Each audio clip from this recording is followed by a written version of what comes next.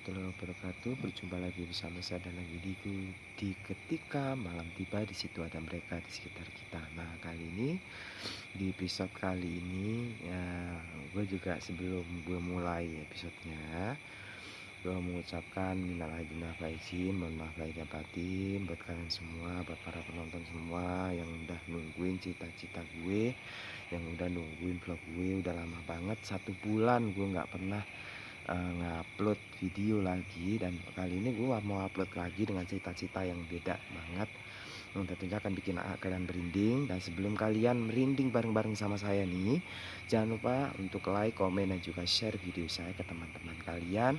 Dan jangan lupa untuk subscribe dan tekan tanda lonceng biar nggak ketinggalan notifikasi terupdate dari saya. Oke guys, langsung aja, ini dia videonya dari saya, yaitu tentang berjudul tentang orang-orang misterius. Bagaimanakah ceritanya? Ini dia cerita dari saya. Ciao.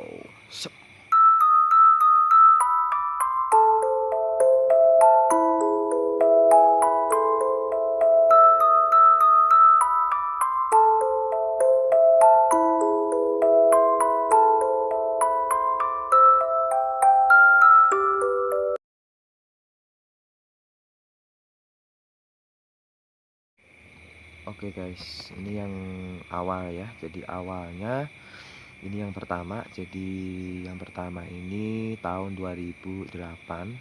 Waktu itu setelah gue habis kitan ya. Jadi kitan gue tahun 2008 2009. Nah, pada saat itu gue kedatangan saudara-saudara gue, nenek gue pada saat itu, dan lain-lain lagi.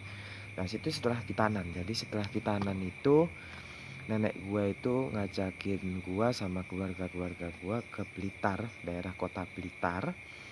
Itu di daerah Blitar sono. Jadi itu sangat misterius banget yang aku dengar pada saat itu, yang aku lihat juga. Karena aku ngelihat, dan itu yang ngelihat aku, dan semuanya nggak pada lihat. Cuma aku dan papaku aja yang ngelihat kejadian saat itu. Saat itu gue lagi mau ke Blitar, arah ke Blitar itu gue berangkatnya pagi. Jadi pagi, berangkatnya pagi kalau nggak salah. Bukan pagi sih, siang. Siang nyampe sana itu sekitar kurang lebih siang. Kita berangkatnya jam 10, nyampe nya di sana itu jam 2 kalau nggak salah, jam 2 jam 3-an ya, sore banget. Nah, pada saat itu setelah kita ngobrol-ngobrol seperti biasa lah, kita ngobrol gitu ya, memang orang di situ, sampai silaturahmi. Saat itu kita pulang, dan pulangnya itu agak malam banget karena pada saat itu kita buru-buru karena papa gue mau kerja besoknya. Jadi kita pulangnya buru-buru. Pulang saat itu kita nggak nunggu pagi, pulang jam sekitar, itu belum sore, belum malam banget kok, sekitar jam setengah 10, jam 10 aku pulang sama papa aku itu, sama keluarga aku itu, termasuk mama sama adik perempuan aku. Aku belum ada adik laki-laki, jadi belum ada adik laki-laki. Adik laki-laki aku belum ada saat itu, masih kecil banget, masih bayi. Jadi belum ngerti lah kayak gitu. Yang tahu ya adik gue yang perempuan. Kita pulang saat itu jam setengah 10 kalau nggak salah ya, setengah 10-an lah. Pulang dari Blitar ke Mojokerto. Kita pulang menuju ke Mojokerto saat itu.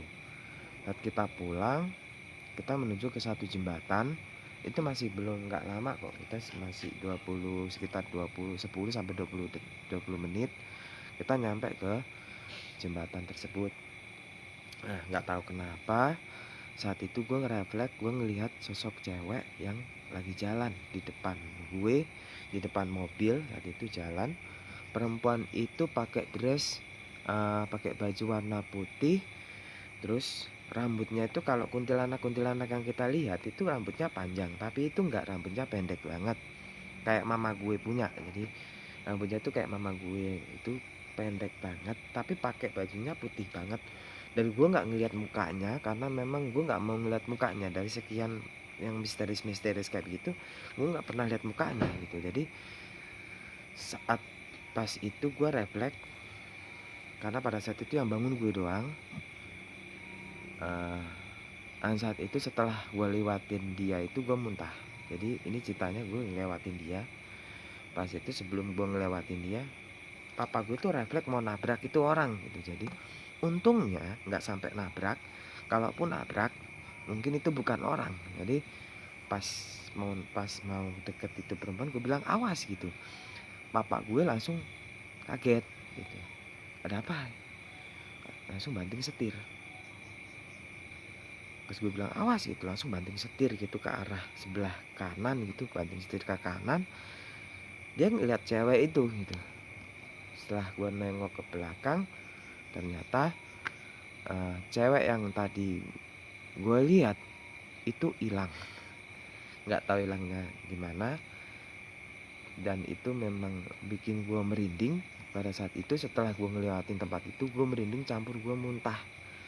Karena gue nggak kuat banget, gue muntah di jembatan tersebut itu. Karena setelah gue ngeliat si cewek ini gitu. Jadi dan posisi dari, kalau bisa dibilang di sekitar posisi dari jembatan tersebut, kalau kalian pada penasaran, sekitar jembatan itu bawahnya sungai gitu sih, sungai. Tapi di depan sungai itu, di depan jembatan itu nggak ada gang, itu udah kayak semak belukar. Dan itu sebelah kirinya semak belukar dan sebelah kanannya itu kuburan. Gue lihat kuburan banget gitu. Itu malam-malam dan nggak ada lampu sama sekali. Dan itu yang gue inget pada saat gue ke Blitar pada saat itu. Dan itu pengalaman gue yang pertama ketemu sama orang misterius. Sampai sekarang gue masih bertanya-tanya apakah ini hantu atau bukan. Karena gue nggak bisa bedain ya mana hantu mana bukan. Gue ngiranya ini orang. Gue yakinnya ini orang karena gue nggak meyakini kalau itu hantu. Itu karena gue nggak bisa bilang kalau itu hantu karena gue nggak lihat jelas itu mukanya itu. Karena gue pas liwat orangnya udah nggak ada. Jadi pas itu gue refleks, gue teriak awas gitu. Kadang gue nggak teriak ha gitu, nggak, gue teriak awas gitu. Papa gue langsung banting setir ke kanan. Setelah ngelewatin itu gue lihat ke belakang, dianya udah nggak ada gitu. Dan itulah pengalaman misterius gue pertama ketemu orang misterius di jembatan itu. Kalau ditanya kenapa, gue ngeliat itu, gue nggak tahu.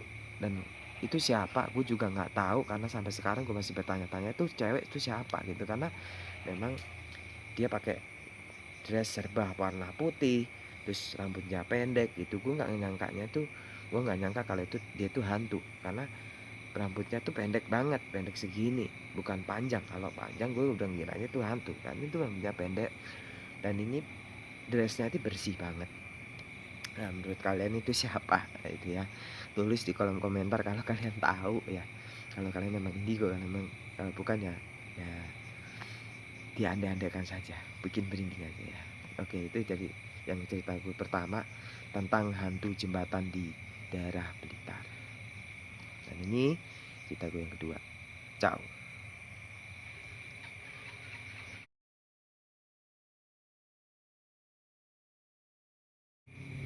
Oke guys, ini langsung ke cerita yang kedua. Jadi cerita yang kedua ini masalah di warung gue. Karena gue adalah bisa dikatakan pedagang nasi goreng, jualan bakmi. Itu sampai larut malam. Jadi kalau gue jual sampai jam 3 malam. Jam 3 malam itu kan subuh ya, udah subuh gitu. Jadi ya kalau ketemu hal mistik ya itu wajar banget karena tengah malam, nggak ada orang. Kadang ada yang beli, cuma ya kadang ya satu orang, kurang lebih ya satu orang dua orang lah bisa kalau malam-malam. Karena emang gua buka walaupun rame, gua masih buka sampai tengah malam itu gue. Nah ini kisah gue waktu itu tahun 2020. Itu kalau tahun 2020 itu gue juga dapat pengalaman. Itu waktu pandemi, emang 3 kali gue dapat pengalaman misterius, orang misterius 3 kali pas pandemi. Yang pertama yang nenek Nur yang gue pernah ceritain, itu bisa langsung kalian cari di videonya, nanti itu cerita gue ya. Nanti kalau misalnya kalian jelas gue taruh di deskripsi, kalau nggak nemuin ada di playlist kok, ada di playlist ketika malam tiba ada di situ. Ini yang cerita yang kedua ini di tempat nasi goreng gue. Ini bukan nenek-nenek tapi kakek-kakek. Bedanya di situ. kakek-kakek ini pada saat itu dagangan gue lagi sepi. Dagangan aku lagi sepi saat itu. Kita dagang sama juragan, saat itu dagangan aku lagi sepi banget. Sampai kurang lebih jam 12, jam setengah 1 itu kerjaan saya tuh ya nggak ada kerjaan sama sekali, ya main game aja di situ sambil nungguin pelanggan nggak ada. Yang ada di situ sosok kakek-kakek duduk di bangku depan persis tempat gue jualan. Itu kakek gue nggak kenal itu siapa, gue lihat mukanya jelas banget itu orang tua, tapi dia ada di depan gue jualan itu kan, depan gue kan jalan raya itu. Dan depan gue itu tongkrongan, tapi tongkrongan khusus untuk, memang sengaja dipasang, memang itu tempatnya orang-orang yang jual kayak bisa dikatakan roti goreng, cakwe, molen gitu loh. Jadi malam, memang keadaannya tengah malam karena memang juga tempatnya, lokasinya cukup angker, tempatnya orang-orang kecelakaan di situ. Nah, pas malam itu gue nggak tahu kenapa lihat itu kakek-kakek lagi duduk di situ kejogrok.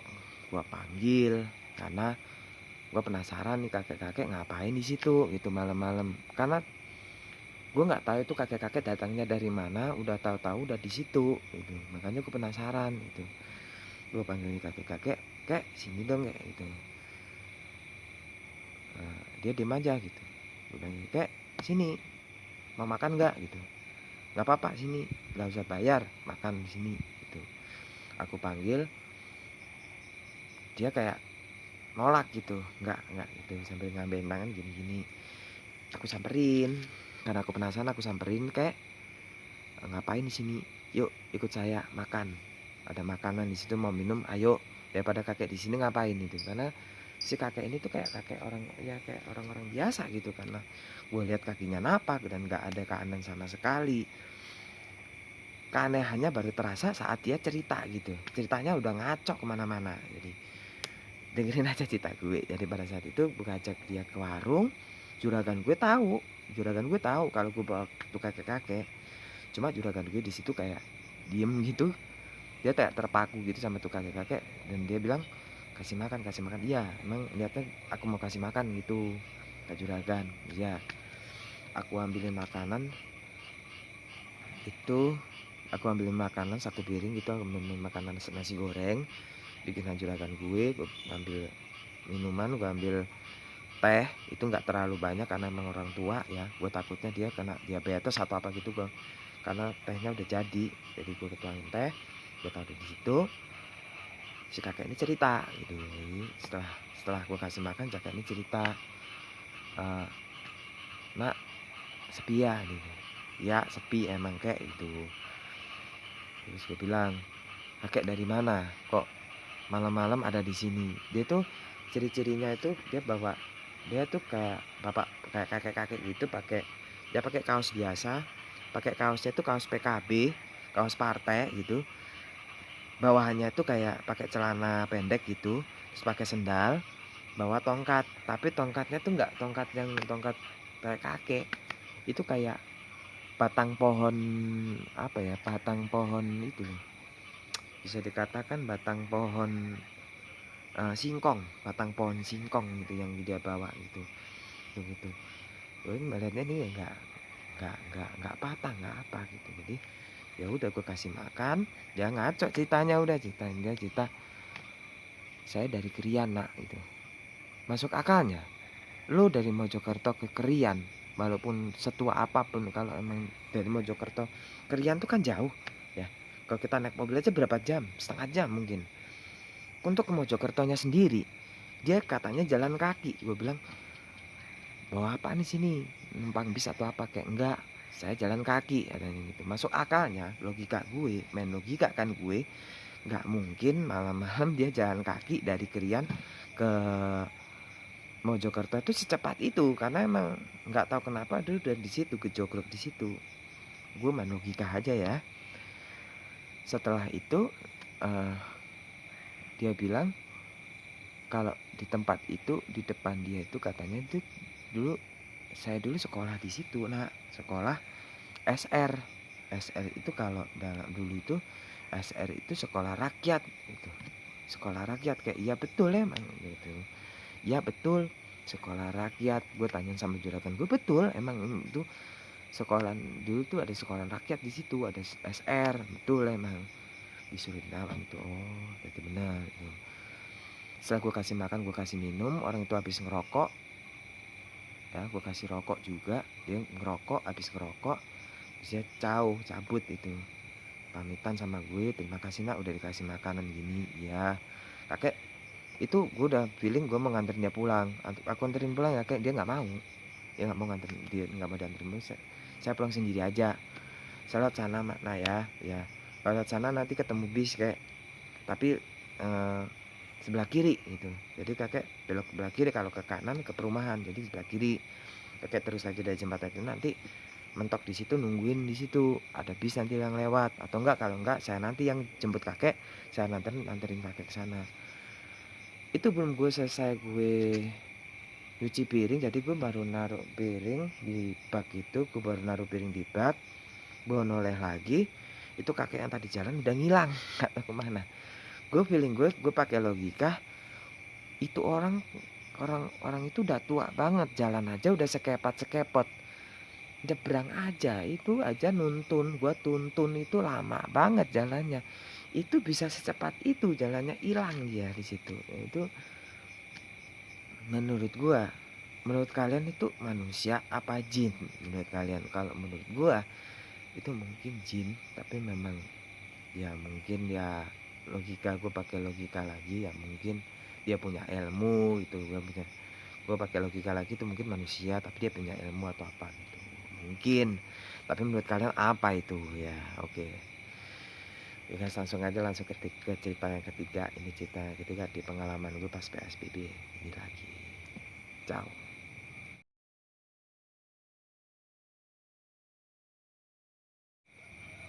Oke, ini cerita saya yang ketiga, yaitu tahun yang sama, namun 2 bulan kemudian setelah kejadian itu ada kejadian yang sangat aneh lagi. Waktu itu gue pulang, jadi gue pulang dari tempat kerja sekitar setengah 3, karena jam 2 pada saat itu ya agak rame lah. Jadi setengah 3 gue pulang, itu gue ketemu orang di jalan. Gue sebutin jalannya tapi gue nggak sebutin tempatnya di mana. Jalannya tuh di Embong Tekuk, gue Tugu UKS lah di situ. Di depan Tugu itu Tugu UKS, depan jalan mau ke Mojokerto kota itu kan ya. Tapi gue kan mau arah ke Mojosari, jadi gue selalu lewat situ. Gue lewat situ, tempat dimana itu jalan itu sepi banget, gak ada orang. Nggak tahu kenapa ada bule yang bule laki, jadi ini bule laki gitu, dia kayak ngeberhentiin gue gitu. Gimana nggak mau berhenti kan, kalau misalnya ada orang minta tolong kan kita berhenti gitu. Takutnya nih orang jahat yang gue takutin. Cuma di sini gue nggak ngeliat wajah-wajah orang jahat, gue ngeliatnya biasa aja gitu. Cuma ini orang bule gitu, gue kirain pakai bahasa, bahkan pakai bahasa Inggris atau apa ngomongnya, ternyata dia fasih banget pakai bahasa Jawa, apalagi bahasa Indonesia gitu, fasih banget itu. Dia bilang gini, selamat malam adik, boleh nggak saya numpang gitu. Bapak mau kemana, saya bilang gitu. Bapak ini orang luar negeri? Iya, cuma saya udah lama di Indonesia, saya mau ke Jombang, cuma saya mau naik bis. Di sini kalau mau ke terminal lewat mana ya? Itu dia nanya. Awalnya dia nggak mau numpang. Itu di sebelah sana. Cuma kalau bapak mau numpang saya boleh gitu. Agak ya deket sih, tapi kalau jalan kaki ya jauh. Dia bilang gitu. Kalau memang pakai motor saya kan dekat gitu kalau saya bonceng. Ya sudah kalau begitu saya anterin sampai ke terminal. Nanti saya bayar. Nggak usah pak, saya bilang nggak usah bayar, nggak apa-apa, saya anterin. Gua anterin saat itu, gue nganter dia sampai ke sebelum gue terminal itu.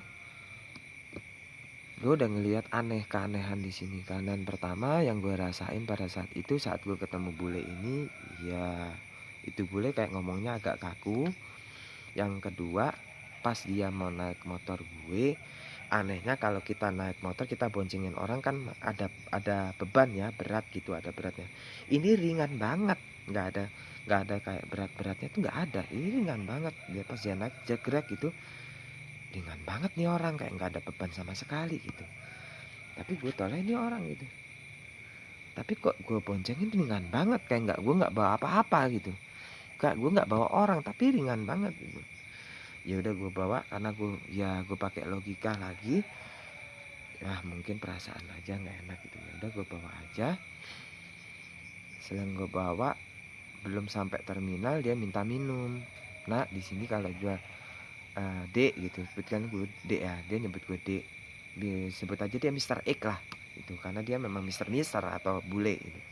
Si Mr. X ini bilang, nak atau D gitu, saya ingin minum, saya haus nih gitu. Waduh, kenapa nggak bilang dari tadi? Minimarket udah jalan sana pak. Ya udah deh, saya anterin ke sana, saya belok itu dulu ya, saya mau putar belok dulu, saya mau putar balik dulu. Ya saya putar balik. Begitu aku putar balik, aku anterin dia ke minimarket. Ada minimarket yang bukanya 24 jam. Itu kasir semua pada ngeliatin gue kayak ngomong sendiri atau gimana, gue nggak fokus apa, cuma ya udahlah, biarin aja gitu. Namanya juga orang ini ya. Cuma gue bilang gini, tunggu sini ya pak sebentar. Itu orang liatin gue di situ, kasirnya. Cuma orang yang di situ nggak banyak, cuma ya kasir sama pegawai-pegawai yang lain 3 orang kalau nggak salah ngeliatin saya itu kayak ngomong sama siapa gitu. Dan setelah itu saya masuk ke minimarket beli minuman. Setelah saya beli minuman, saya kasih sama bapak itu, si Mister X ini, silakan minum pak, nggak usah bayar, ini saya udah bayarin tadi. Oh ya terima kasih ya. Pas dia minum, gue curiga nih, ada yang aneh nih sama bapak-bapak. Gue toleh ke belakangnya di sini. Gue toleh, gue udah berasa nggak enak nih. Gue toleh, jok gue itu basah gitu. Jok gue basah, dia minum ini, dia diminum, tapi ya kok jok gue basah gitu. Belakang jok gue ini basah, gue lihat samping ini kok basah ya. Gue lihat ke arah kepala bapak itu ngelocor air gitu. Ini manusia bukan ya, pikiran gue begitu. Wah nggak beres nih. Tapi gue di situ bilang ya udah, istighfar, astagfirullahaladzim, gue nggak boleh susah sama orang. Karena ya gue orang Islam ya, gue nggak boleh susah sama orang. Ya udah, gue tutup lagi tuh minumnya. Udah selesai tuh bapak itu minum, gue anterin. Itu minumannya joknya itu masih basah. Dan gue berasa banget kalau jok gue basah, jadi gue juga basah. Akhirnya celana gue kayak orang ngompol. Ya udahlah, gue anterin sampai ke terminal. Begitu gue anterin sampai ke terminal, itu gue udah mencium bau yang nggak enak banget, bau busuk, bau sampah yang dibakar gitu ya. Gimana baunya ya, tahu ya kalau sampah, kalau orang bakar sampah itu kayak begitu. Gue udah ngerasa, udah mencium baunya ini udah terasa banget. Gue akhirnya timbul rasa merinding, gue di situ timbul ngerasa merinding, udah nggak enak banget, merinding banget nih. Ya gue positive thinking, gue di situ cuma istighfar aja. Bapaknya turun, gue anterin sampai ke dalam kok. Gue anterin sampai ke dalam terminal itu, gue anterin sampai ke dalam, sampai ke ruang tunggu itu. Di ruang tunggu itu dia berhenti di situ, berhenti di sini. Gitu dia berhenti. Terima kasih anak udah nganterin saya. Gue ngelihat dia masih ada berdiri di ruang tunggu tempat bis itu bakalan stay di situ gitu. Jadi gue masih ngelihat di situ. Pas gue pulang, saya mau pulang gitu, perasaan nggak enak. Saya berhenti lagi, seret. Saya lihat tempat tunggu orang yang bis itu bakal berhenti. Gue ngeliat orang tadi yang berdiri di situ. Pas gue lihat orang yang berdiri di situ, orang yang tadi berdiri di situ berubah jadi pocong. Dan itu serem banget. Gue nggak berani ngeliat mukanya. Itu kejogrok berdiri, udah lontong, bener-bener lontong yang gue lihat. Si lontong itu berdiri di situ putih semua. Ini ada iketannya. Gue ngerasa itu pocong karena dia ada iketannya. Gue di situ udah merinding parah. Ini bukan manusia nih yang tadi gue antar ini. Ini bule harusnya kan kalau orang bule-bule kan jadinya Dracula, jadinya vampir. Ini malah jadi pocong. Itu anehnya di situ. Begitu gua pulang udah gua nggak pikirin macam-macam, gua pulang aja deh. Pulang. Begitu gua pulang, seret, gua nggak mau noleh lagi karena gua toleh tadi pocong, gua nggak berani noleh. Gua terus aja bablas, sampai di gapura depan tempat terminal itu. Si pocong yang tadi gue lihat dia stay di situ ada di depan gapura di situ. Gue takut di situ, kaku badan gue, takut di situ. Gue banding setir, gue belok, hampir gue jatuh, gue bablas aja itu di situ, nggak ngelihat lampu merah. Itu gue belok langsung gue pulang. Itu yang bikin gue merinding. Besoknya gue tanya sama di situ, ditanya sama si yang jagain pom bensin yang nggak jauh dari terminal itu, dia tahu gue keluarnya itu buru-buru banget. Dan dia bilang pas gue ngisi bensin di situ, dia ngapain mas? Nggak pak, gitu. Nggak ngapa-ngapain. Kenapa emangnya? Ya soalnya kemarin itu saya ngeliat masnya itu kayak buru-buru banget, hampir mau jatuh, mau saya tolongin gitu. Saya cerita apa adanya kalau saya ngeliat itu. Jadi itu sih pengalaman pertama ketika gue waktu gue ketemu sama si Locop alias si Lontong gitu. Jadi itu pengalaman gue yang nggak bisa gue lupain. Itu sih pengalaman gue dari awal sampai akhir yang gue ceritain sama lu semua. Di pandemi tahun 2021 kemarin, dan 2020-2021 yang pernah gue ceritain itu. Jadi itulah pengalaman saya.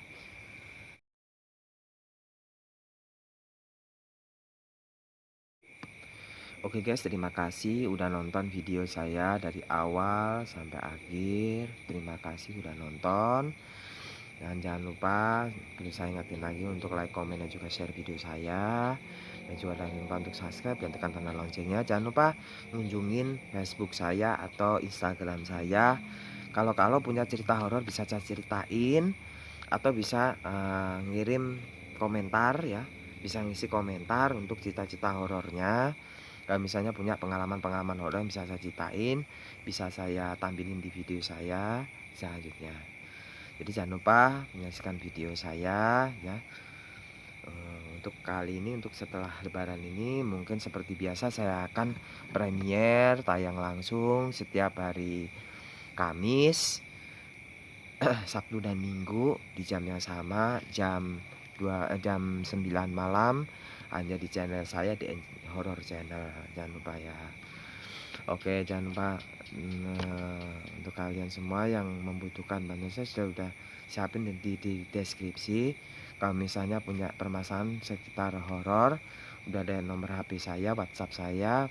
Bisa kalau misalnya pingin cerita atau misalnya pingin konsultasi masalah horor, boleh langsung di nomor saya itu ya, langsung dicatat di nomor saya. Itu aja sih menurut saya. Terima kasih sudah menonton video saya dari awal sampai akhir. Saya mengucapkan minal aidin wal faizin untuk kalian. Mohon maaf lahir batin kalau saya punya salah, maafin ya. Ini saya baru ngupload karena kemarin saya sakit, saya nggak bisa ngupload jadi sakit, jadi baru kali ini saya ngupload lagi. Oke guys, terima kasih cerita saya sampai di sini. Wassalamualaikum warahmatullahi wabarakatuh. Tetap di channel saya, dimana lagi kalau bukan di ketika malam tiba, di situ ada mereka di sekitar kita. Kembali lagi nanti di episode selanjutnya. Ciao.